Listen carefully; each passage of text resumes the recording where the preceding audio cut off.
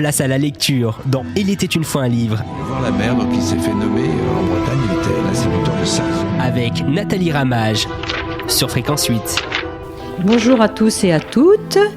Je retrouve pour cette semaine Christine de Rennes pour nous présenter son coup de cœur de la semaine. Bonjour Christine. Bonjour. Donc on parle d'une saison au bord de l'eau, donc de la série Au bord de l'eau de Jenny Colgan. Oui. Donc hier quand on s'est quitté, on s'est quitté au moment où Flora Mackenzie, le personnage principal, retourne chez elle, sur son île en Écosse. Et là... Ce n'est pas la fête pour elle. C'est vraiment pas la fête pour elle. Enfin, au moins, elle le vit comme ça. Oui. Même si... Même s'il y a des choses positives, mais... c'est des choses positives. Disons que c'est pas un truc qu'elle avait prévu. Et pour elle, ce serait quand elle voudrait. Elle y retournera un jour, mais très tard... Et à la fois, on n'est pas dans la peau des autres personnes pour savoir si vraiment elle est montrée du doigt ou elle est stigmatisée, quoi. Son absence, on ne sait pas combien de temps elle a duré depuis le décès de sa mère. Oui, puis elle est partie le jour de l'enterrement de sa mère, donc c'est quand même... elle n'a même pas eu le temps de reconstruire quelque chose avec son père et ses frères après la mort de la maman, quoi. Disons qu'il y a eu les obsèques, ça a été très dur pour elle, trop lourd, de voir le déchirement de son père et également celui de ses frères, parce que c'était ça, ils étaient quand même très liés à leur maman, et elle, ça lui est insupportable. Tous les gens la regardent d'un air de dire ça va être toi maintenant la maman de la famille, et elle se sent pas capable de faire ça. Et à ce moment-là, je pense qu'elle n'était pas capable de le faire. Et donc elle repart de manière précipitée. Oui, puis avec des mots très violents, avec des mots avec son père. Enfin, oui, assez virulent quand même. Le départ se fait de manière un petit peu violente quand même, quoi. Donc elle retourne donc dans son île. Donc le départ, elle est obligée de le faire. Donc et quand elle arrive, on peut pas dire qu'elle est attendue, quoi. Enfin, disons que oui. En plus là-bas ils disent tout le temps, ils disent pas oui, ils disent oui. C'est très drôle. Alors, elle arrive, donc elle voit au loin. Enfin, c'est une île où il y a beaucoup de dégagement, il y a pas de forêt. Donc on voit assez loin, au loin, la mer du côté est, de l'ouest, partout, puisque c'est une île. Et puis elle aperçoit loin sa ferme, la ferme des Mackenzie, où c'est au moins la 4-5e génération où les gens vivent là. Et ils vivent en autonomie. En pauvreté autonome, enfin on ne sait pas trop parce qu'ils arrivent quand même, on est au XXIe siècle et c'est compliqué d'avoir une ferme à cette époque-là. Elle arrive donc chez elle dans cette maison. Alors celui qui l'accueille gentiment c'est le gros chien, Bramble, qui est un bon chien, gros chien. Qui lui n'a pas ce genre d'a priori ni de... non, lui il n'a pas d'idées préconçues. Et elle pense que tout le monde va dire ça y est, elle est revenue pour s'occuper de son père, il y avait de quoi faire, et de s'occuper de ses frères. Et alors, ces 3 frères sont quand même 3 beaux gars, mais qui bossent dur, quoi, qui travaillent pas 24 heures sur 24, mais presque. Ils travaillent. C'est une ferme, hein. Oui, donc ils travaillent pour les moutons. Enfin, ils ont quand même un boulot très lourd et ils n'ont pas le temps de s'appesantir sur. Mais ils lui en veulent quand même parce que Après, on apprend au fur et à mesure que eux, ils considèrent qu'elle a été un peu chouchoutée par sa maman, parce que la maman, elle voyait dans elle autre chose qu'une fermière, quoi. Oui, puis peut-être aussi qu'elle projetait sur sa fille des rêves qu'elle n'avait pas pu avoir, quoi. Ouais, c'est ça. Je pense qu'il y a de ça, comme peut-être les parents font. Enfin, je pense que c'est normal, c'est un truc normal. On dit tiens, moi j'ai pas fait ça, peut-être qu'elle est pour elle. Enfin, donc elle l'a incité à bien travailler. Donc elle travaille dans la cuisine, c'est assez parce qu'il faisait chaud, parce que autrement dans la maison il fait froid quand même. Et alors donc elle assistait à tous les repas que sa maman préparait. Mais pour elle, à l'époque, quand elle était petite, quand on est gosse, c'est comme ça. Quand on est ado, c'est normal, quoi. On se dit pas qu'est-ce que c'est casse-pied de refaire tout le temps pareil, les repas du midi, du soir. Et puis ils mangent quand même beaucoup parce que ils travaillent dur, puis il fait froid. Enfin donc quand elle arrive. Disons que l'accueil est un petit peu frais. Enfin, pas seulement que le climat, mais le climat. Donc ses frères lui parlent, mais ils se disputent comme assez vite. Enfin, il y a des mots qui sont échangés. On se dit, c'est vrai, peut-être raison de pas revenir. Enfin, bon. Et à la fois, on a quand même le sentiment, parce que tout au long du livre, c'est un peu comme ça, que c'est aussi une espèce de relation qui est instituée, on se dit fraternelle. Ce qu'on pense, au moment où on le pense, quoi. Voilà, les choses sortent comme elles viennent, et de manière un peu bourrue, un peu directe. Oui. C'est aussi une manière de fonctionner, quoi. Oui, on voit bien que c'est un... Mais elle a perdu le fil, parce qu'elle a quand même été plusieurs années sans venir. Elle est partie dans des conditions assez extraordinaires, enfin assez pénibles. Donc c'est compliqué pour elle d'un seul coup de retomber tout ça alors qu'elle était dans le métro 3 jours avant. Enfin, on comprend bien que c'est un grand écart assez important. Et puis quand elle sort de cette fameuse maison, bah, elle retrouve des gens d'avant, quoi, quand elle était enfant, quoi. Ah, donc il y a des dames. Alors c'est assez drôle sans être drôle, mais ce sont des dames qui sont toutes veuves parce que les maris se tuent à la tâche. Et puis elles sont petites, rigoureuses, elles tiennent face au vent. Ou face à la mer aussi, parce qu'il y a quand même et des elles tiennent marins. le coup, quoi. Donc et alors donc tous ils disent, ah bah t'es revenue, bah t'as du travail. C'est vrai, elle a du travail, même physiquement dans la maison, parce que la maison elle a 10 cm de poussière, enfin bon, c'est épouvantable. Elle est tenue par 4 hommes. 4 hommes qui ne savent pas ce que c'est que de tenir une maison. Enfin bon, et puis ça, ils s'en fichent, c'est bien comme ça, quoi. C'est aussi... c'est toujours compliqué de comprendre que les gens trouvent bien un truc que nous, on ne trouve pas bien, ou inversement, quoi. Et alors, il y en a une qui lui dit ah bah tu vas pouvoir redanser, parce que quand elle était jeune, elle dansait des danses écossaises traditionnelles, elle a gagné même des trophées. Et les petits trophées sont tous accrochés dans sa chambre, que sa maman accrochait ça, parce que... C'était un rêve de maman, de sa petite fille qui dansait si bien, quoi.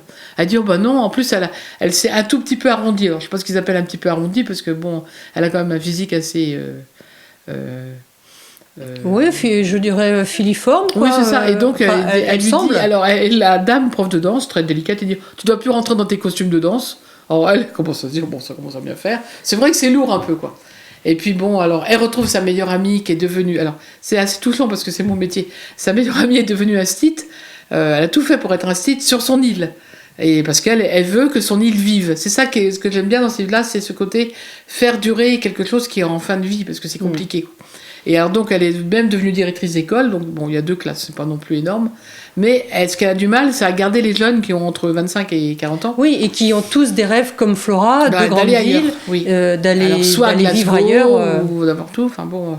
Et alors, elle a peur toujours de perdre ses classes, quoi. Et donc, c'est très mignon parce qu'elle a vraiment des soucis concrets.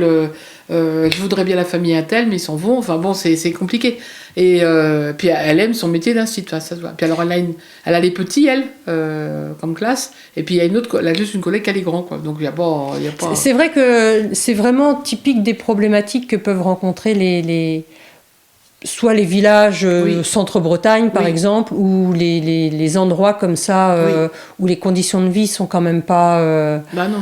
Idéal, et la jeunesse n'a qu'une envie, c'est de partir. Oui. Et en plus, les générations d'avant font tout pour essayer de garder parce qu'il y a de la pas vie, de vie. quoi. S'il n'y a plus de commerce, il n'y a plus rien, quoi.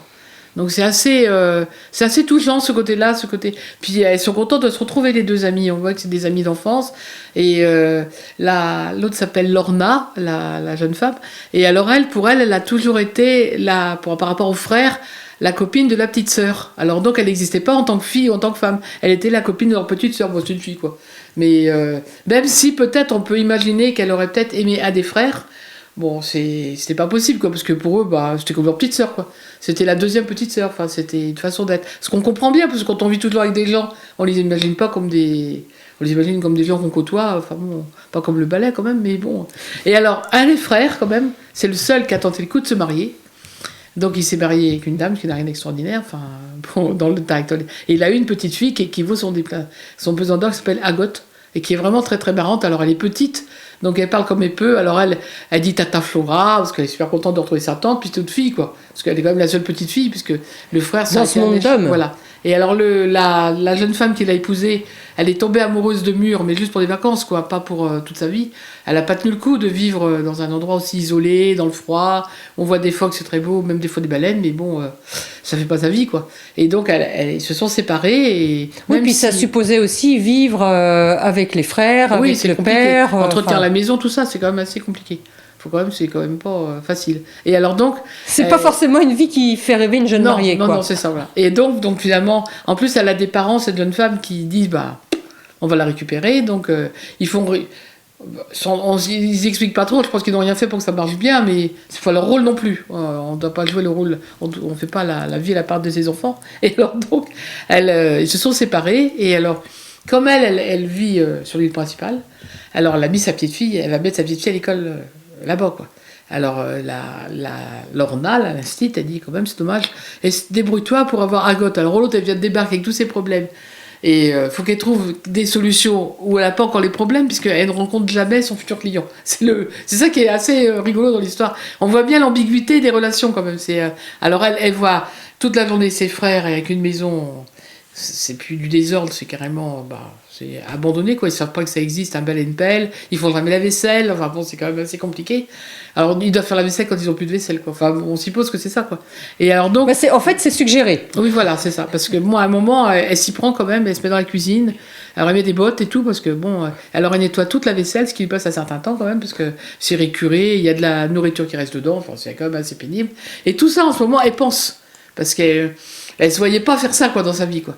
Et puis, alors, ce fameux Colton Rogers qu'elle doit rencontrer, elle ne le rencontre jamais. Et dans le village, personne ne le connaît, et les gens le détestent en disant, c'est un étranger qui vient tout nous acheter, et on le voit jamais, il s'occupe pas de nous, il fait venir des travailleurs d'ailleurs. Oui, il se mêle pas à la population locale. Ah non, pas du tout. Et à la fois, il les fait même pas travailler non plus, Non, quoi. parce qu'il fait venir des gens pour travailler pour lui, enfin bon. Alors, il a racheté une espèce d'hôtel qui était ruiné, alors il le retape le plus luxueux possible, parce que alors les frères disent, je me dis, oui, il va faire venir des golfeurs, ils vont faire du golf là-dessus, on n'aura même plus le droit de faire pousser notre, je sais pas quoi, pas leur blé, leurs céréales là-bas, enfin bon, il dit, ouais, ton patron, enfin bon, et elle y peut rien, elle est une employée, et c'est là on est comme ça dans la vie, on se met jamais, on peut pas se mettre à la place des autres, de toute façon, c'est impossible, c'est un peu méprisant, mais elle a beau leur dire, mon patron, il s'en fiche de moi, si c'est pas moi, c'est une autre. Enfin bon, sauf que là... Oui, puis le patron, c'est une espèce d'arlésienne... oui, on le voit jamais, quoi. Voilà. Alors, elle attend toujours que son vrai patron, le Joël Binder, lui téléphone et envoie un message, mais alors lui, non. Lui, il l'a envoyé, la mission est faite, voilà, bon. Et puis, il a assez de soucis, lui, avec son propre Colton Rogers, pour qu'elle, se débrouille, quoi. Alors, quand on lui demande, elle dit, je sais pas, j'ai jamais vu. Alors, c'est vrai que ça fait un peu... Ça met du temps, quand même. Hein, alors qu'on l'a un petit peu envoyée en éclaireur. Pour ça, oui. Pour qu'elle fasse l'intermédiaire entre ce milliardaire et la population. En disant, ça va être facile. Pas du tout. Donc, elle se réinstalle dans la maison paternelle. Elle retrouve sa chambre d'enfant, son petit lit, tout ça. Alors, ses vêtements d'avant. Enfin, bon, c'est sa vie d'enfant, quoi. Et elle pense toujours à sa maman, parce que c'est quand même une déchirure qui n'est pas cicatrisée du tout. Qu'elle a perdu sa maman, le père qui a perdu sa femme, lui, il n'est pas du tout cicatrisé, et en plus, elle ressemble à sa maman. Alors, quand il la voit, il croit que c'est elle la première fois, enfin, de loin, quoi. Mais ce que je comprends, ça doit faire ça. Et les frères, eux, ils adoraient leur mère, quoi. Puis, elle est quand même morte chez eux, elle est morte très rapidement. Et alors, donc, elle restaure la maison, si on peut dire, et des toits, enfin... Puis elle dit à sa copine, alors de temps en temps, ils se payent quand même une soirée par semaine pour se faire un peu la fête, c'est-à-dire ils boivent du prosecco, là, je sais pas quoi, enfin bon, pour oublier un peu, et puis bon, de temps en temps, ils sont un peu ivres, parce que faut bien qu'ils s'en tirent quand même, quoi. Puis alors l'autre, Lorna, l'instit, elle aurait bien aimé faire sa vie, elle se réveille avec maman, quoi, elle se réveille, et puis bon, elle trouve aucun homme qui va lui... Il y a beaucoup d'hommes, c'est ça, c'est qu'il y a beaucoup d'hommes sur l'île des... Mais elle dit oui, c'est tous des pêcheurs, avec des mains comme des battoirs, elle se voit pas, quoi, enfin... Tous des pêcheurs ou des agriculteurs. Voilà, c'est ça. Alors elle dit... Ça fait pas rêver une instite. Peut-être, oui. Puis elle dit ils parlent que de leurs moutons ou tout ça, c'est vrai qu'ils ont un boulot hyper ingrat, enfin, c'est le boulot de la terre et de la mer, c'est comme des boulots... on est dedans, quoi. C'est pas... Oui, et puis l'auteur, enfin Jenny Colgan, a vraiment... Elle a à cœur vraiment de décrire toutes ces conditions de vie, le climat. Il change en un quart d'heure. On y est, quoi. Oui. On y est et on sent toute la rudesse du climat, mais aussi, et donc de la vie, quoi. Oui. Et on voit bien aussi tous les efforts que fait chaque personne pour y arriver. Alors, pour elle, c'est plus des efforts, c'est la vie, mais c'est quand même... nous, quand on lit ça, on voit que c'est des efforts, quand même. C'est compliqué. Alors, il y a les dames qui sont toutes seules, alors elles vont chez le médecin juste pour parler parce qu'elles ont un corps au pied, et parce que le médecin, pendant un quart d'heure, il la regarde et puis lui parle. Et peut-être quelquefois dans la semaine, c'est la seule personne qui la regarde vraiment et qui lui parle. Parce qu'autrement, c'est juste aller au petit supermarché du coin pour acheter 3 œufs ou 4 brioches, et c'est pas une conversation, quoi. C'est juste portez-vous bien la semaine prochaine, quoi. Que là, au moins, le médecin... Alors, en plus, le médecin, au fur et à mesure du temps, on apprend que, bon, c'est pas non plus ordinaire, il n'est pas du tout de là-bas, lui, il est syrien. Donc, c'est quand même... c'est incroyable. C'est une victime de la guerre en Syrie, quoi. Donc, il a quitté la Syrie pour offrir à sa femme et à ses enfants une vie meilleure quelque part.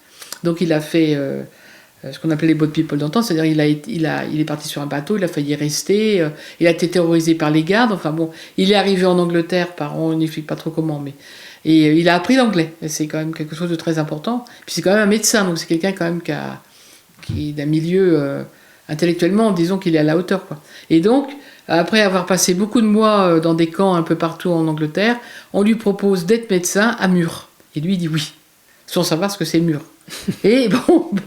Et quand il y arrive, on nous dit pas, je pense que ça a dû lui faire un choc, mais il s'est dit c'est ma vie, point barre. Et lui, il pense... Oui, et puis à la fois, vu son passé, pour lui, peut-être que ses conditions de vie sont anecdotiques par rapport à ce qu'il a réellement vécu. La guerre, la destruction des immeubles, tout ça. C'est assez, la guerre, la peur, pour lui... Et donc, il arrive à Mur, et en plus, on a besoin de lui. Il n'y a pas de médecin. Donc, se recréer une utilité, mais une vraie utilité, même si, il est très bronzé, il est très grand, il est barbu, ça encore, c'est pas trop gênant, mais les gens le regardent un peu. Et, il est quand même différent, quoi. Il est différent, quoi. Puis physiquement. Oui. Puis dans sa façon d'être, et sa façon de considérer les femmes, tout ça. Et puis lui, il pense que sa femme l'attend, et ses 2 enfants, puis qu'il suffit qu'il fasse ça, ils vont venir. Et puis, c'est beaucoup plus compliqué que ça. Donc après, c'est quand les lecteurs découvriront dans le 2e, on découvre toute cette vie. C'est un peu plus. On parle beaucoup plus du docteur Saïd que dans le premier. Le premier, on le voit comme un personnage comme ça, secondaire. Oui, secondaire, un peu bizarre dans l'ambiance parce qu'il est quand même pas comme les autres. Mais bon, est-ce qu'on est jamais comme les dénote, autres, quoi. Oui, il dénote, oui. Et donc la fameuse Flora, elle tombe là-dedans. Bon, eh bien. On aura la suite. On aura la suite demain. On saura dans quoi, si vous souhaitez découvrir dans quoi Flora tombe, eh bien, il faudra venir nous écouter demain. Je rappelle juste le titre du livre de Jenny Colgan, Une saison au bord de l'eau. À demain, Christine. À demain. Jenny Colgan, Une saison au bord de l'eau.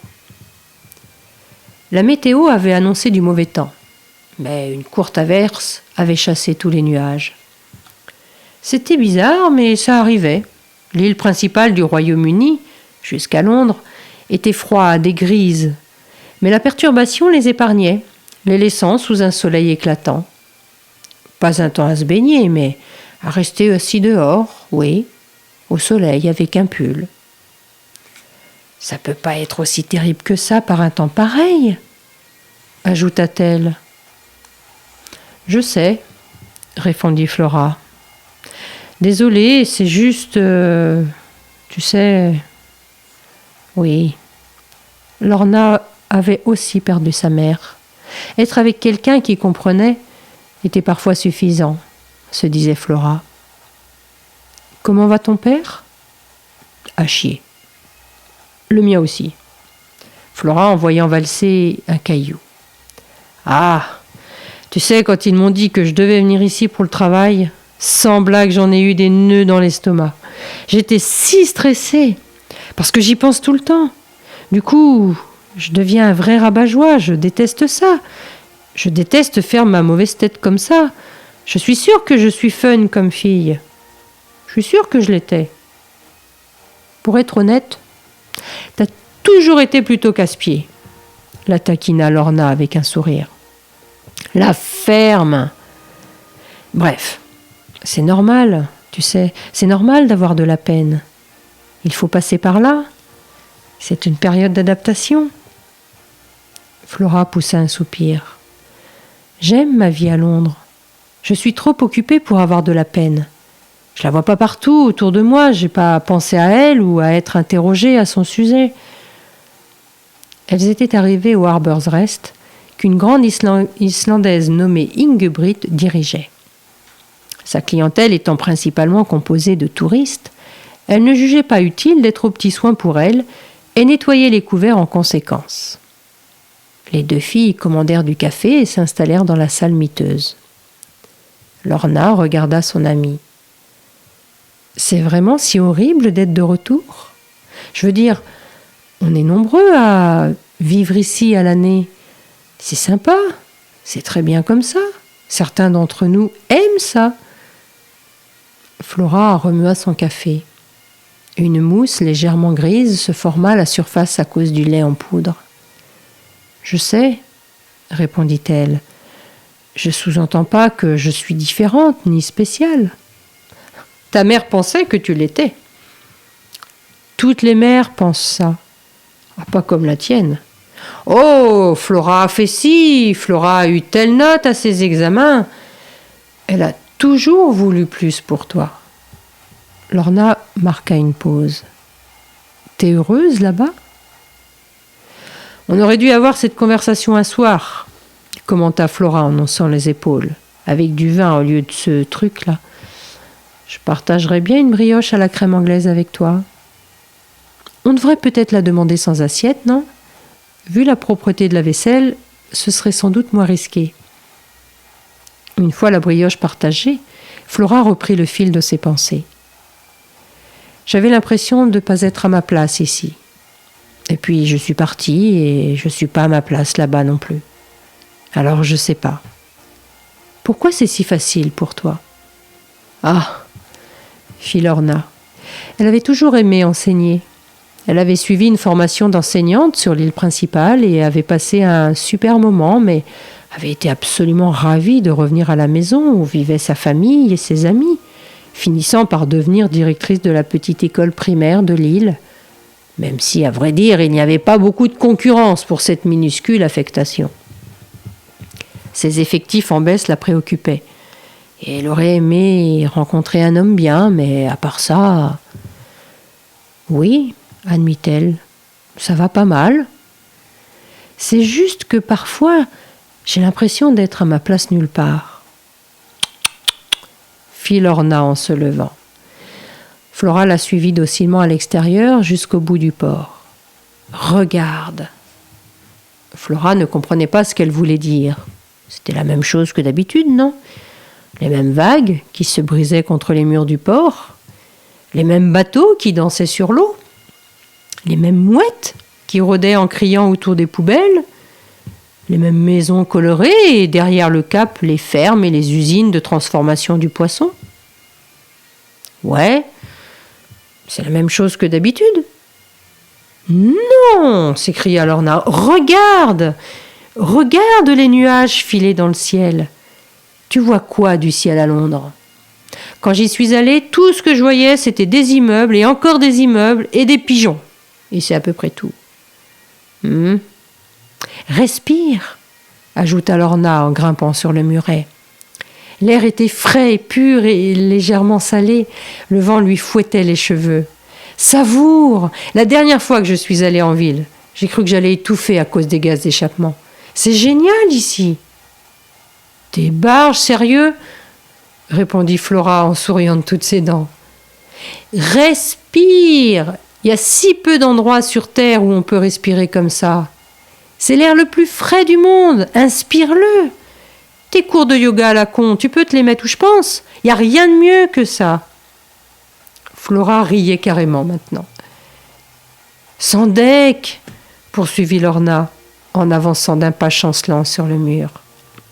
T'es dingue, Flora Mackenzie. C'est carrément génial ici. Place à la lecture dans Il était une fois un livre. Voir la mer, donc il s'est fait nommer en Bretagne, il était l'instituteur de ça. Avec Nathalie Ramage sur Fréquence 8.